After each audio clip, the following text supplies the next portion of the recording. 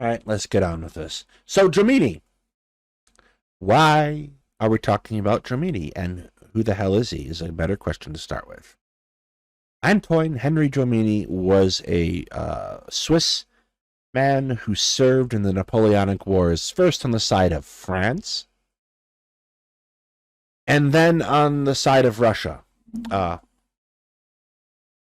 what a twist!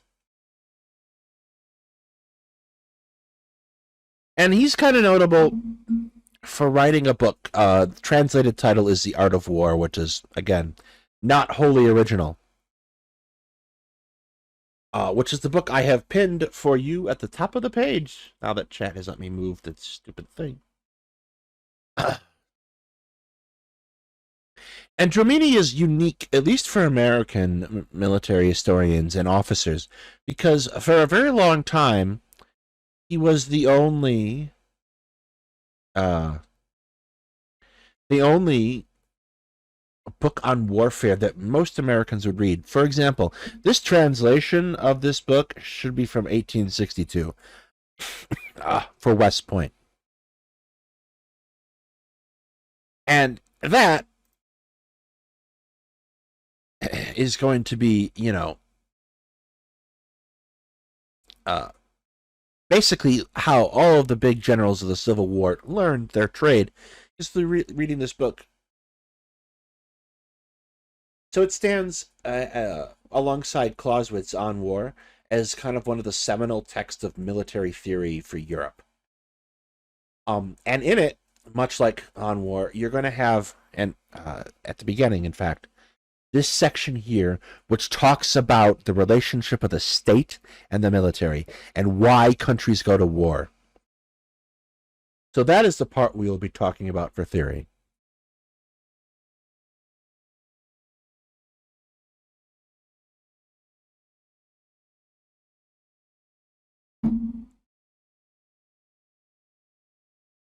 Jomini gets taught to American officers today when they are getting their second master's degree at War College.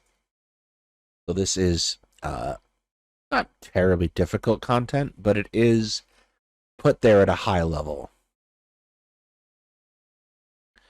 A government goes to war to reclaim certain rights or to defend them, to protect and maintain the great interests of the state as commerce, manufactures, or agriculture, to uphold neighboring states whose existence is necessary either for the safety of the government or the balance of power, to fulfill the obligations of offensive and defensive alliances,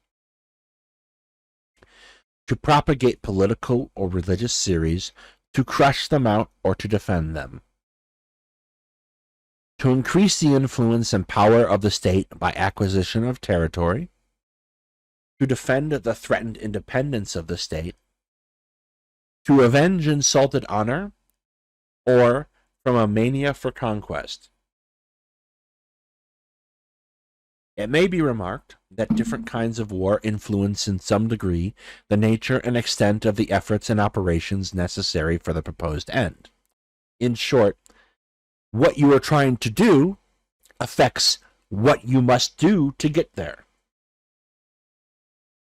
The party who has provoked the war may be reduced to the defensive, and the party assailed may assume the offensive, and there may be other circumstances which will affect the nature and conduct of a war, as a state may simply make war against another state. A state may make war against several states in alliance with each other. A state in alliance with another may make war upon a single enemy. A state may be either the principal party or an auxiliary. In the latter case, a state may join in the struggle at the beginning or after it has commenced. The theater of war may be upon the soil of the enemy, on that of an ally, or upon its own. If the war be one of invasion, it may be upon adjacent or distant territory. It may be prudent or cautious, or it may be bold and adventurous. This is a translation bit, I think. Bold is going to refer to like a a like risky maneuver is probably a better way to put that. And adventurous is not going to be like, oh, we're going on a great adventure, is not what he means. It kind of means you are taking a leap as a state to engage in this conflict, not individually adventurous. It may be a national war, either against ourselves or against the enemy. The war may be civil or a religious war. So the first thing I'm going to note here while we're talking about this is the state as a construct is a new idea when this is being written. This is coming out around 1838 originally. So it's after the Napoleonic Wars, after this kind of initial surge of Napoleonic Wars that kind of creates the concept of European nationalism. And you're getting very close to a very specific period of European history that is kind of regarded as the evolution of the modern nation state. And this is the kind of like an early intellectual precursor to some of that, envisioning the state as the principal organization to which you, the citizen, are a part. It is a post-revolutionary France ideal, in a certain sense. So, for example, one of the key developments of European nationalism is the revolutions of 1848. This is kind of in that intellectual tradition and reaching for it.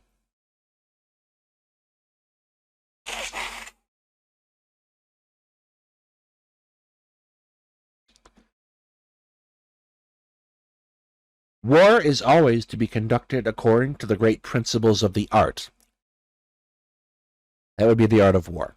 But great discretion must be exercised in the nature of the operations to be undertaken, which should depend upon the circumstances of the case. Let's kind of stop for a second and turn this into an MS Paint stream.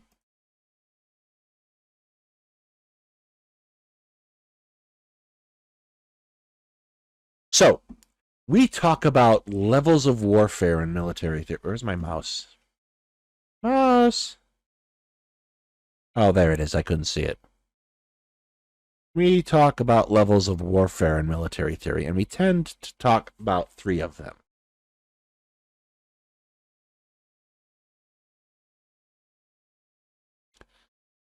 I don't like that.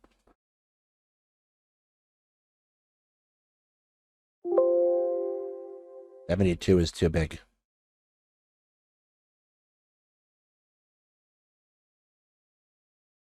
Okay, that's probably too small.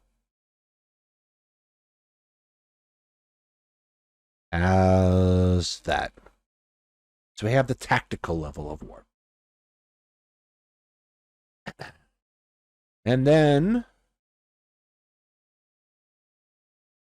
we have the operational. Spelled that wrong.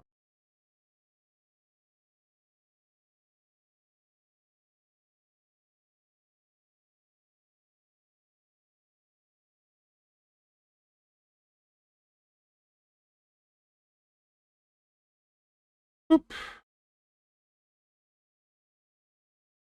There we go.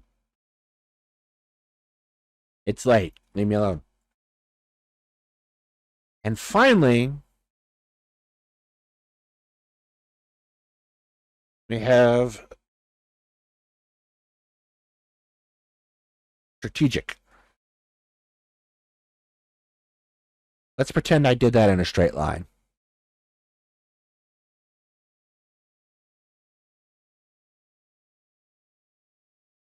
So what is tactical? The tactical level of warfare is what you do as a commander to win battles.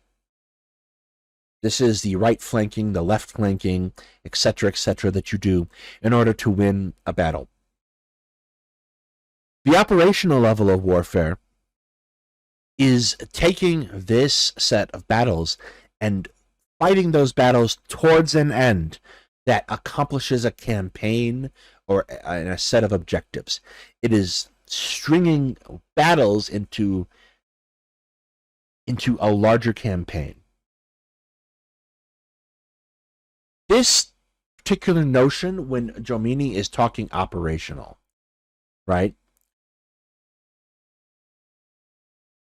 or operations, is not the same thing. Operational level of warfare is a Soviet development, a 1920s, 1930s Soviet intellectual development. It is very much an in vogue thing. If you listen to Commander Macmillan, he will talk about it quite a lot. It is kind of this essential tie of the two together.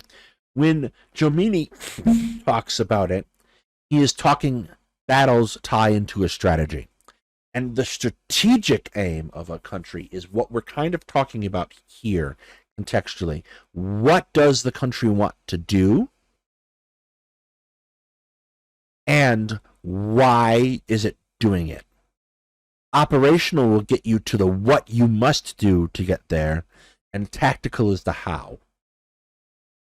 And this has led people to address a lower level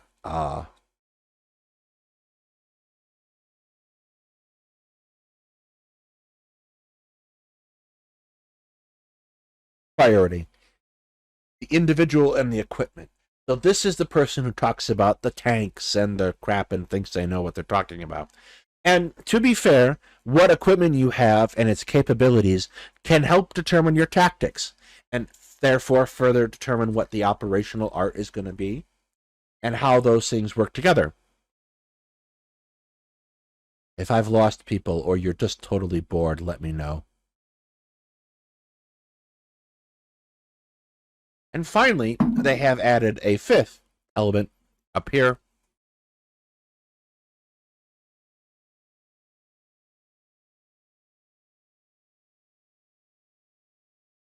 Policy.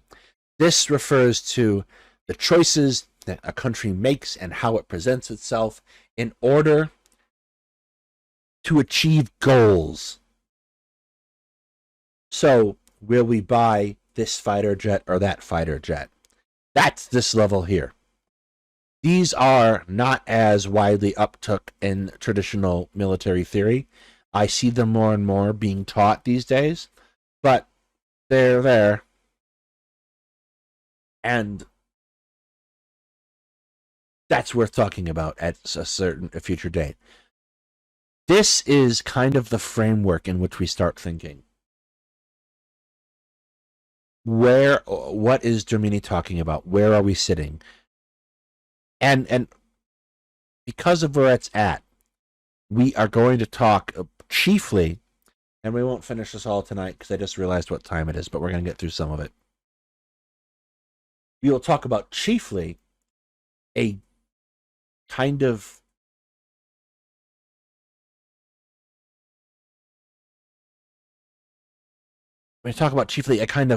merging of the strategic and operational.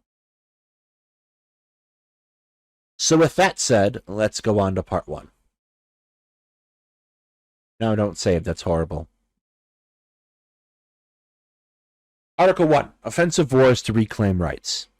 When a state has claims upon another, it may not always be best to enforce them by arms. The public interest must be consulted before action. The most just war is one founded upon undoubted rights, and which, in addition, promises to the state advantages commensurate with the sacrifices required and the hazards incurred. In short, go to war when the gains outweigh the potential losses. Unfortunately, in our times, there are so many doubtful and contested rights that most wars, though apparently based upon bequests or wills or marriages, are in reality but wars of expediency. Particularly at Jomini's time, when you see this kind of merging of republicanism and nationalism and a falling away of the concept of the absolute monarchies.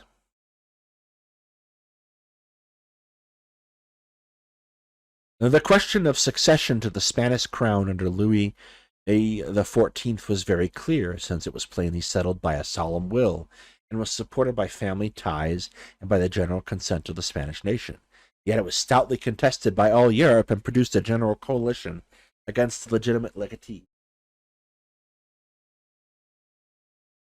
Frederick II, while Austria and France were at war, brought forward an old claim, entered Silesia in force, and seized this province, thus doubling the power of Prussia.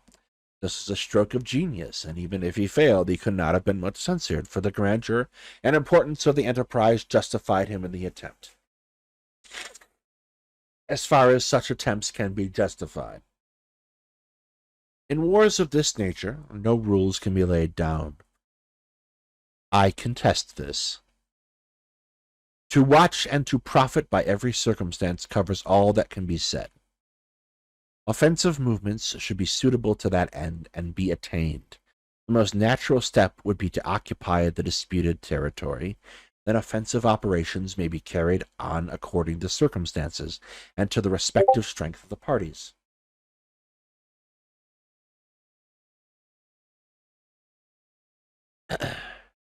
The object being to secure the secession of the territory by the enemy. In other words, march into the territory that you believe you are owed, and then begin destroying the enemy in such a way that they give up and give you the territory. In an offensive movement, scrupulous care must be exercised not to arouse the jealousy of any other state which might come to the aid of the enemy. It is a part of the duty of the statesman to foresee this chance and obviate it by making proper explanations and giving proper guarantees to other states. Jomini lived through and served in the Napoleonic Wars. And if you're familiar with them, one of the particular highlights is that they often involved coalitions. What would happen is France would get adventurous, Britain would pay people to fight France, and then several countries would get beaten by France, up until that reverse happened, where everyone beat France. They developed a strategy which, oversimplified, perfectly points out is, well, when we see Napoleon coming, we'll run away, and that worked very well for them. They fought everywhere Napoleon was not.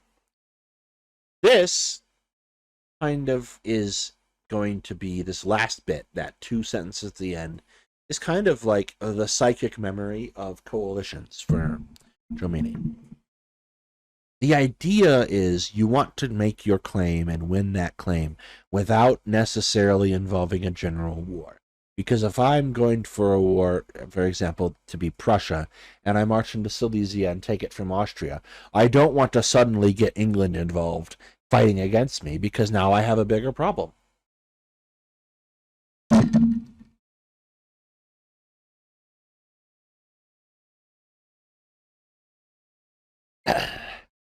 This idea, the idea of reclaiming rights to territory, is rooted kind of this late medieval concept of duchies and claims. It kind of carried over for people.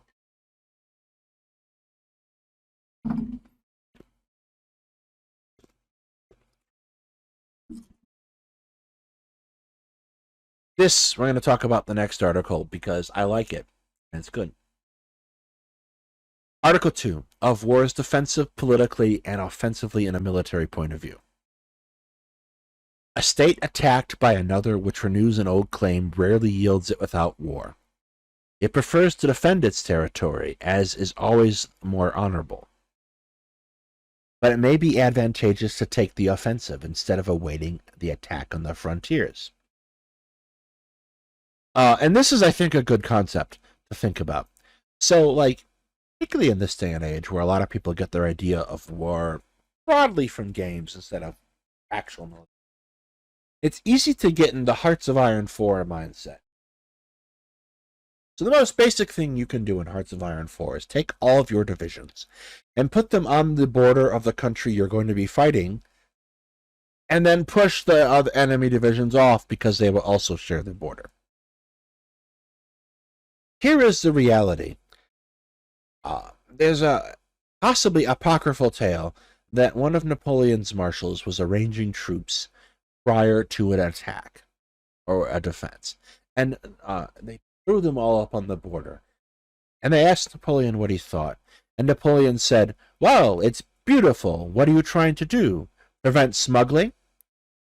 The idea is that you put and station troops in such a way that they are positioned to carry out operations for a potential war.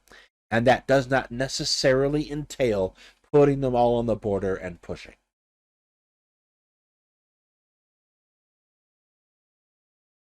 There are often advantages in a war of invasion. There are also advantages in waiting the enemy upon one's own soil.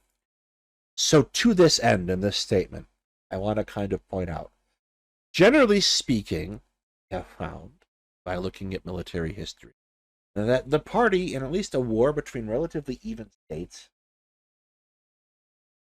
the party that wins is going to be the party that's attacked. What generally tends to happen, the party that starts the war and is committing the offensive action attacks, they run out of steam, and the other party takes back the territory or pushes in there, and they don't have the ability to recover the original party. A power with no internal dissensions and under no apprehension of an attack by a third party will always find it advantageous to carry war upon hostile soil. This course will spare its territory from devastation, carry on the war at the expense of the enemy, excite the ardor of its soldiers, and depress the spirits of the adversary. Also, it generally tends to make people happy if war is not happening in their own backyard. Nevertheless, in a purely military sense, it is certain that an army operating in its own territory, upon a theater of which all the natural and artificial features are well known, where movements are aided by knowledge of the enemy, by favor of the citizens, and the aid of the constituted authorities, possesses great advantages. So, in short, it's easy to operate an army in your own territory. You have more readily access to things like information and intelligence. You know the ground. You're able to choose the ground more readily and fight on your own terms. Offensive operations very often occur in such a way, particularly when you're attacking countries, that you don't get to fight on your own terms. The example of this from the Napoleonic Wars is going to be Napoleon's invasion of Russia, where he expects to be able to battle the Russian army and defeat it. And they just retreat and ambush and retreat and ambush and retreat and ambush. Napoleon doesn't get his fight until he gets to the gates of Moscow, and they siege it anyway and burn it to the ground. And by that time, Napoleon's army is so depleted, his supply line stretched so thin, and his ability to forage for supplies so non-existent because of the Russian winter, that the army collapses and Napoleon begins a long retreat back, which he eventually abandons his troops and races off to France.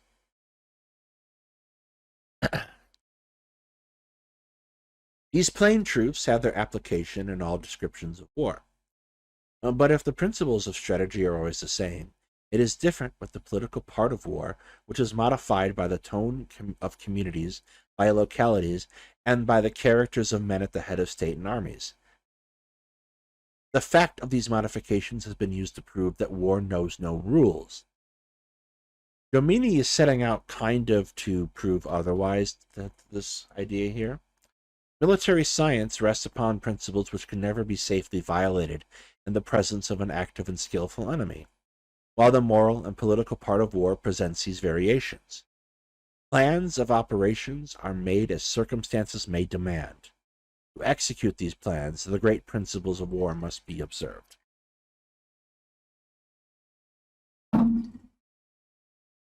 So the principles of war is a valuable concept.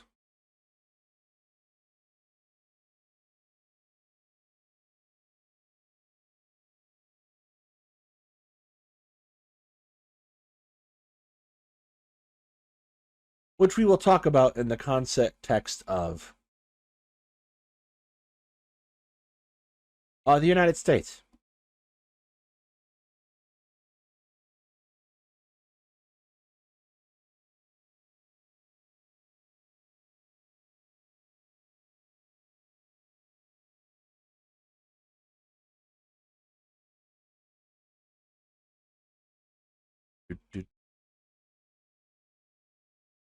I will put here for you if you wish to follow along in chat. That's not it.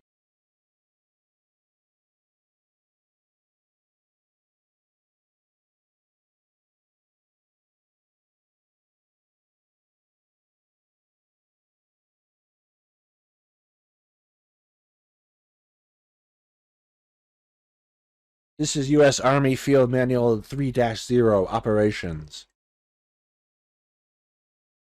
The United States Armed Forces follows 9 principles of war. The acronym for this is MOSMOUS. And that stands for Mass, Objective, Simplicity, Security, Maneuver, Offensive, Unity of Command, Surprise, and Economy of Force.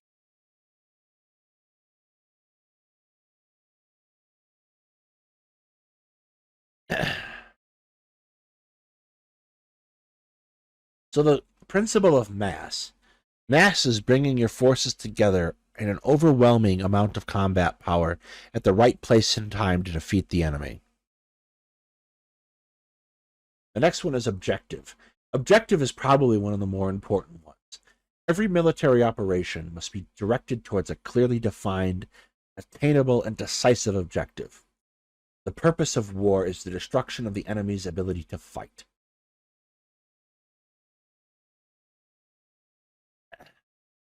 Simplicity. The concept of simplicity is that you keep the premise of your operations clear, uncomplicated, and easy to understand so that they are easy to execute.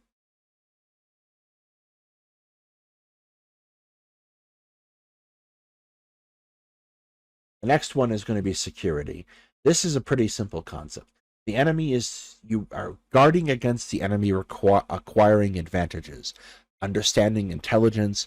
The idea of this is to limit the enemy's ability to act and to give yourself options in order to act. The next one is maneuver, and this is the putting the enemy at a disadvantage by moving around the enemy and placing your assets in a position to harm them while maneuvering them away from the enemy being able to harm.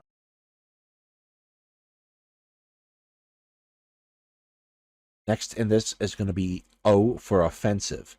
This is the concept of trying to stay on the attack. Seize, retain, and exploit the initiative. Offensive actions are much more effective at ending wars and achieving their objective, which is the purpose of war and objective, the destruction of the enemy's ability and will to fight. And then unity of command is making sure that people understand the chain of command, that they execute it properly, and that each piece of the puzzle is moving in the right direction and by a common objective. The next one is S for surprise. And surprise is attempting to maneuver in such a way that you are choosing when you are fighting as opposed to which the enemy is choosing when you fight. And finally, economy of force. Economy of force is to use only those forces required to achieve the objective.